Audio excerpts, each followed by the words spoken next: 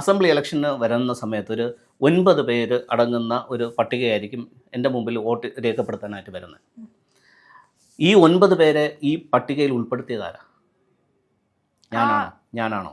പാർട്ടിയുടെ ആൾക്കാരാണ്, ഞാനല്ല. അപ്പോൾ ശരിക്കും ആരെ തിരഞ്ഞെടുക്കണമെന്നുള്ള ഒരു ചോയ്സ് എനിക്കില്ല. എൻ്റെ മുന്നിലേക്ക് നൽകപ്പെട്ടിരിക്കുന്നതിൽ നിന്ന് ഒരാളെ തിരഞ്ഞെടുക്കാൻ മാത്രമേ എനിക്ക് ചോയ്സ് ഉള്ളൂ. അതാണോ ജനാധിപത്യം? അപ്പോൾ കോൺഗ്രസിൽ സ്ഥാനാർത്ഥി ആരായിരിക്കണമെന്ന് പാർട്ടിയാണ് തീരുമാനിക്കുന്നത്.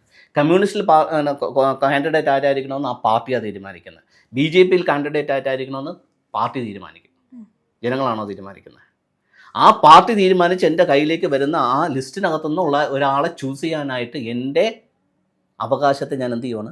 പരിമിതപ്പെടുത്തുകയാണ്. അപ്പോൾ എനിക്ക് വോട്ടിടാതിരിക്കാം. ഞാനെന്തിനാണ് വോട്ടിടാൻ പോകുന്നത്?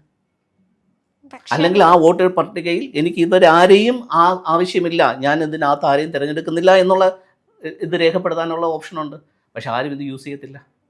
ഇങ്ങനെ ഒരു 2 ഇലക്ഷൻ ആൾക്കാർ യൂസ് ചെയ്തിരുന്നെങ്കിലോ ജെന്യുവിനായിട്ടുള്ള ആൾക്കാർ വന്നേനെ. അപ്പോൾ കുഴപ്പമാർക്കാ? കോൺഗ്രസ്സുകാരെ പറഞ്ഞിട്ട് കാര്യമുണ്ടോ? കമ്മ്യൂണിസ്റ്റുകാരെ പറഞ്ഞിട്ട് കാര്യമുണ്ടോ? നമ്മുടെ കഴിവുകേടല്ലേ ഇങ്ങനൊരു ഓപ്ഷൻ നിലനിൽക്കെ എന്തുകൊണ്ട് ഞാനിത് പ്രസ് ചെയ്യുന്നില്ല?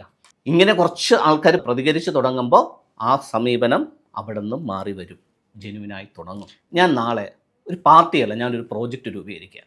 2026 അസംബ്ലി ഇലക്ഷനകത്ത് ഒരു പുതിയ ഗവൺമെൻറ് ഉണ്ടാകാൻ വേണ്ടിയിട്ടുള്ള ഒരു പുതിയൊരു പ്രോജക്റ്റ് ഞാൻ രൂപീകരിക്കുക. ഞാൻ പറയുന്ന ആളിന് മാഡം വോട്ട് ചെയ്യുമോ? ഈ ജനങ്ങളുടെ ഇടയിലേക്ക് ചെല്ലുന്ന അല്ലെങ്കിൽ ജനങ്ങൾക്ക് വേണ്ടി പ്രവർത്തിക്കുന്ന എന്ന രീതിയിൽ ഒരു മുഖച്ഛായ ഒരാളെ രൂപപ്പെടുത്തി എടുക്കാനൊക്കെ നമുക്ക് പറ്റും. കാരണം ആരും ഇത്തരത്തിൽ ചൂഴ്ന്ന രാഷ്ട്രീയമൊക്കെ നോക്കിയിട്ടൊക്കെ പോയി ഇപ്പോൾ വോട്ട് ചെയ്യുന്നുണ്ടോ എന്നുള്ളത് സംശയമാണ്. ഇനി അങ്ങോട്ട് കറപ്ഷൻസ് മാറ്റാനായിട്ട് ഇങ്ങനെയുള്ള ചില നിലപാടുകൾ പബ്ലിക്കിൻ്റെ ഭാഗത്തുനിന്ന് ഉണ്ടാകുകയാണെങ്കിൽ ഞാൻ ഇന്ന് തൊട്ട് ഒരു പാർട്ടി നടത്തുന്ന ഒരു കാൻഡിഡേറ്റിന് വോട്ട് ചെയ്യത്തില്ല എന്നൊരു തീരുമാനം എടുത്താൽ മതി. കാരണം ഞാനൊരു കമ്മ്യൂണിസ്റ്റുകാരനായിട്ടാണ് ഞാൻ ജനിച്ച് വളർന്നതെങ്കിൽ, SFIയിലൊക്കെ നിന്ന് പ്രവർത്തിച്ച് അങ്ങനെ ഒരു കമ്മ്യൂണിസ്റ്റുകാരനായിട്ടാണ് വരുന്നതെന്നുണ്ടെങ്കിൽ എൻ്റെ രക്തത്തിൽ കലർന്നിരിക്കും എനിക്ക് കമ്മ്യൂണിസ്റ്റിനെ വോട്ട് ചെയ്യാൻ പാടുള്ളൂ എന്നുള്ളൊരു തോട്ട് പ്രോസസ്സ് അതിൽ രൂപപ്പെട്ട് കഴിയും. അതുപോലെ മറ്റു പാർട്ടിക്കാരുടെ.